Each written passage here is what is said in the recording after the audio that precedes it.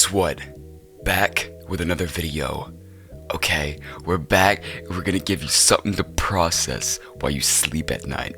The topic for this video today is the origin of hate. The origin of hate, and I know it's a morbid topic, and it's not really a lighthearted topic, but I think it's good to discuss in case you run into someone like this, because animosity's growing. As much as people like to say love always wins, it takes longer to win than hate does. That's the thing. There's less love than there is in hate in the world, but I mean, it really all depends on if you're a pessimist or optimist, like glass half full or glass half empty.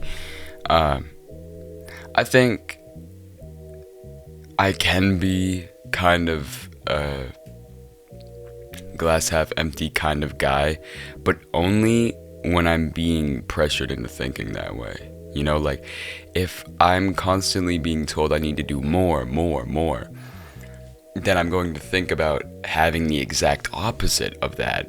But my whole, I was thinking the other day, and I realized, like, people will hate on what they don't understand, and they'll also hate if they have nothing to stand for. And that's why a lot of people will feel offended for other people or join in the conversation when it's not really about them.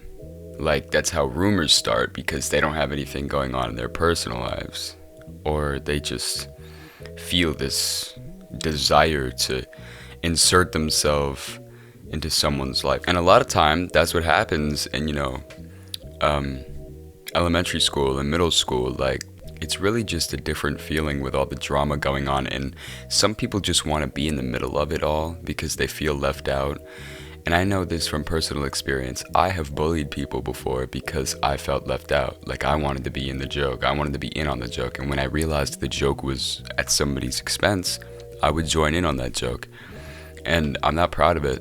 I'm definitely not proud of it.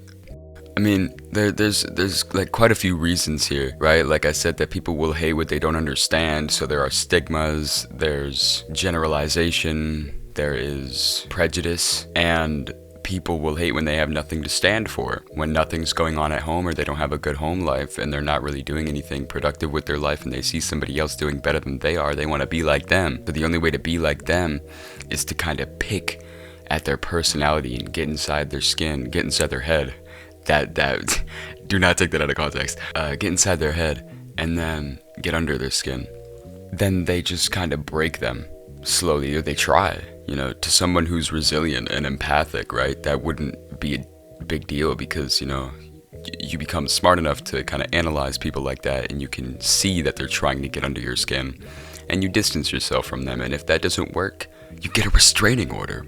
You get a restraining order and you send them very far away, probably to a prison. Hopefully to a prison.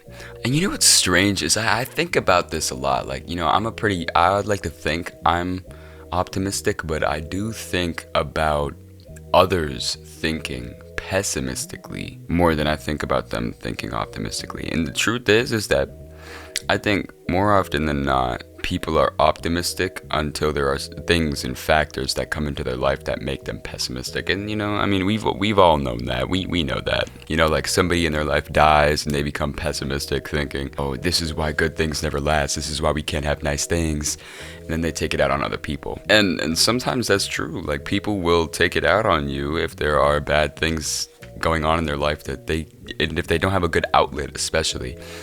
I think that hate comes from not having an outlet to voice your thoughts. And I think, like, for me, it's writing. I love writing. I'm not about to say I can feel the strokes, coming out of me onto the paper, because that is so dramatic, and that is not at all true. But I will say there is something therapeutic about writing.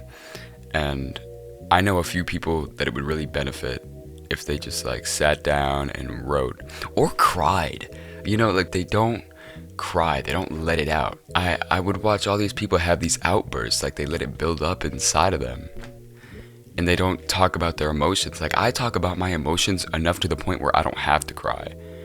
But when you don't talk about your emotions and you don't cry, now that is like, that's bad. That's bad because it just gets all welled up inside of you, and especially if you're not using outlets like writing or hanging out with friends or talking to somebody, to get over that kind of that wall. Now, just to be clear, this is like post editing and post. I understand that not everybody has these resources, and it can be very difficult to find access to them as well. But everybody should have access to those resources one way or another. So this is why I talk about like outlets like this in such a carefree manner, because you're able to find them everywhere. You just gotta kind of look really hard depending on where you're at in life, And some people don't have someone to talk to, and I understand that. So I'm sorry for being inconsiderate or sounding inconsiderate. But I hope you understand where I'm coming from at least a little bit. Then you're just gonna pop one day, and that's why people hate, because a lot of them they just don't want to come to certain realizations. They want to stay ignorant. And exactly, ignorance is bliss. If you do not know about something, you do not worry about it. Kind of like what you don't know, what they don't know won't hurt them. Yeah, it's kind of like that too, I guess, in a way. Like ignorance, the ignorance in terms of hate, and the phrase ignorance is bliss. Yeah, I think you can go from the ignorance of hate to experiencing the bliss of ignorance. People who hate insert themselves into other people's life, and they end up knowing more than they want to know. And that's how rumors get spread. Because, even if you know what the real answer is, people are going to make their assumptions regardless. People are going to make up rumors if they end up finding things that they think aren't known. And I think the most painful thing for them is realizing that everybody already knows what they're talking about, and nobody cares. Nobody cares at all, actually. But yeah, you can go from the ignorance of hate and not accepting what the truth is to the bliss of ignorance. If you simply, and I'm not talking to you listening to this video. I'm talking to anyone who finds themselves trying to insert themselves into other people's life. You can easily get into the bliss of ignorance if you were to stop making assumptions about people's lives based off of what you hear about their lives. And when you stop hearing about their lives, you start focusing on your own, because you're not worried about what they're doing. You're not worried so much about what they're doing. I think I might end this video here. That's pretty much all I wanted to talk about. I don't really know if I covered the actual topic. I think the origin of hate. No, I did, yeah. So just to, kind of reiterate, people will hate on what they do not understand, and people will hate if they have nothing to stand for. I'm a very emotional person, and I really wish I learned that sooner. I really wish, because I would have used that in my life. I don't know. I'm sorry it's been a while, by the way. I just realized I never really covered that. I've been very caught up with life and finishing off the school year.